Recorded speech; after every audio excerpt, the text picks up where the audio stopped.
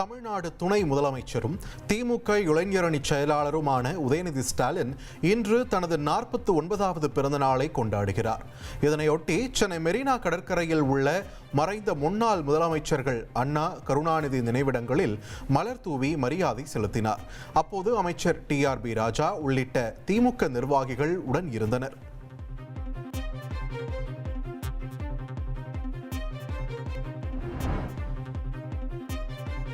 (2026) சட்டமன்ற தேர்தலில் 200 தொகுதிகளை வெல்ல வேண்டும் என்பதை இலக்காக கொண்டு திமுகவினர் செயல்பட வேண்டும் என துணை முதலமைச்சர் உதயநிதி ஸ்டாலின் கேட்டுக்கொண்டார்.